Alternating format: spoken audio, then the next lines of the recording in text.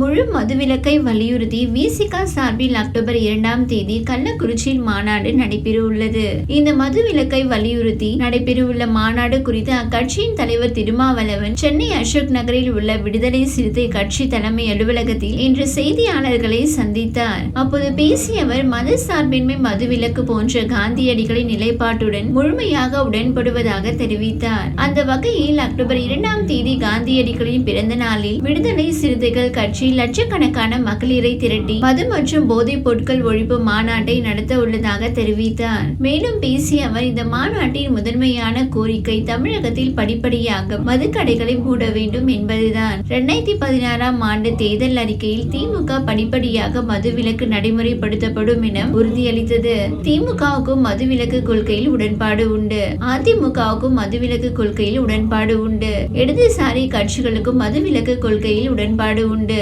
விடுதலை சிறுத்தைகள் கட்சிக்கும் மதுவிலக்கில் உடன்பாடு உண்டு. தமிழகத்தில் உள்ள அனைத்து கட்சிகளுக்கும் மதுவிலக்கை ஆதரிக்கும் போதும் தமிழக அரசு மதுக்கடைகளை மூட முன் வராதது ஏன்? நல்ல சாராயத்தால் கள்ளச்சாராய விற்பனையை தடுக்க முடியும் என்ற வாதத்தை ஏற்க முடியாது என்றும் தெரிவித்தார். சாராயம் என்றாலே கேடுதான், நல்ல சாராயம் என்று எதுவும் இல்லை. சாராயம் உள்ளத்திற்கும் உடலுக்கும் தீங்கு, சமுதாயத்திற்கும் தேசத்திற்கும் கேடு. ஆகையால் முழுமையான மதுவிலக்கு என்பதுதான் இதற்கான தீர்வு. அரசின் மது விற்பனை செய்தால் கள்ள சாராயத்தை தடுக்க முடியும் என்பது வீண்வாதம். 1-2 மாநிலங்களை தவிர அனைத்து மாநிலங்களிலும் அரசு மது கடைகளை திறந்து உள்ளது.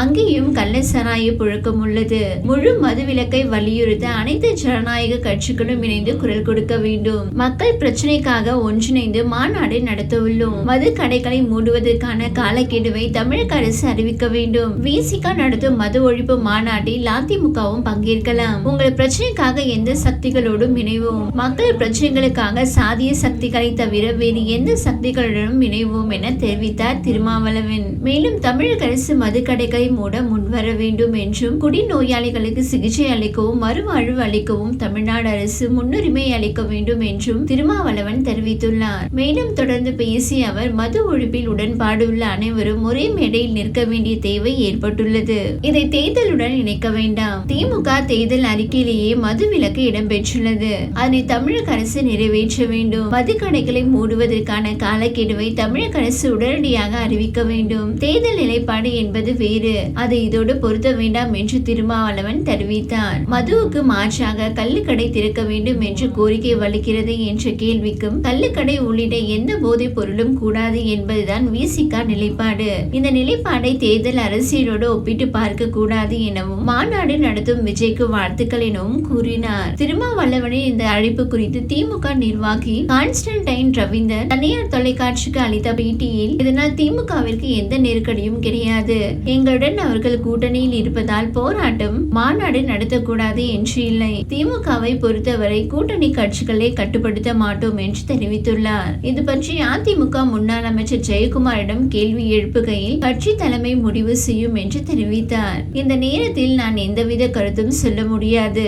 ஆனால் விசிக முன்னெடுத்துள்ளது நல்ல விஷயம். அதுவும் கூட்டணி கட்சியாக இருந்து கொண்டு ஒரு மாநாட்டிற்கு ஏற்பாடு செய்துள்ளனர். மதுவிலக்கு என்பது திமுகவின் தேர்தல் வாக்குறுதி. இதற்காக கருப்பு சட்டையும் பதாகைகளும் ஏந்தி போராடியதை நாட்டு மக்கள் மறக்க மாட்டார்கள். எனவே தேர்தல் வாக்குறுதியை நிறைவேற்ற வேண்டும். அதை தவற விட்டுவிட்டனர். இதை திருமாவளவன் சுட்டிக்காட்டுவது நல்ல விஷயமாக பார்க்கிறோம். நல்ல நோக்கத்திற்காக நடைபெறும் மாநாட்டில் கலந்து கொள்வதா இல்லையா என்பது பற்றி கட்சி தலைமைதான் முடிவு செய்யும் என்று ஜெயக்குமார் பதிலளித்தார். திமுக கூட்டணியில் நடிகர் ஜெயம் ரவியும் தயாரிப்பாளர் சுஜாதா விஜயகுமாரின் மகள் ஆர்த்தியும் காதலித்து கடந்த 2009ஆம் ஆண்டு திருமணம் செய்து கொண்டார்கள். அவர்களுக்கு 2 மகன்கள் இருக்கிறார்கள். இந்நிலையில் ஜெயம் ரவியும் ஆர்த்தியும் விவாகரத்து பெறப்போவதாக அண்மையில் தகவல் வெளியாகி தீயாக பரவியது.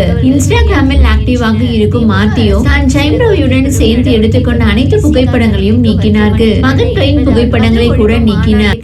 அதை பார்த்தவர்களோ இது விவாகரத்தை தான் என முடிவுக்கு வந்தார்கள். மேலும் சிலரோ ஆர்த்தியும் நடிகர் ஜெயம் ரவியும் தயாரிப்பாளர் சுஜாதா விஜயகுமாரின் மகள் ஆர்த்தியும் காதலித்து கடந்த 2009ஆம் ஆண்டு திருமணம் செய்து கொண்டார்கள். அவர்களுக்கு 2 மகன்கள் இருக்கிறார்கள். இந்நிலையில் ஜெயம் ரவியும் ஆர்த்தியும் விவாகரத்து விசிக தலைமை இரு கட்சிகளின் உள்கட்டமைப்பில் எவ்விதத்திலும் மாற்றங்கள் நேரலாம் என்பதற்கான சாத்தியக்கூறுகள் பலராலும் முன்வைக்கப்பட்டுள்ளன. இந்நிலையில் தமிழ்நாட்டில் எதிர்கால அரசியல் கூட்டணிகள் மற்றும் திமுக அதிமுக இடையிலான போட்டிகள் புதிய அரசியல் கூட்டமைப்புகளுக்கு வழிவகுக்குமா என்ற கேள்வி அதிகரித்துள்ளது. விசிக மற்றும் அதிமுக இணைந்து செயல்படுகின்றனவா என்பதை அடுத்தடுத்த அரசியல் நிகழ்வுகள் மட்டும் தெளிவாக தெரிவிக்கும்.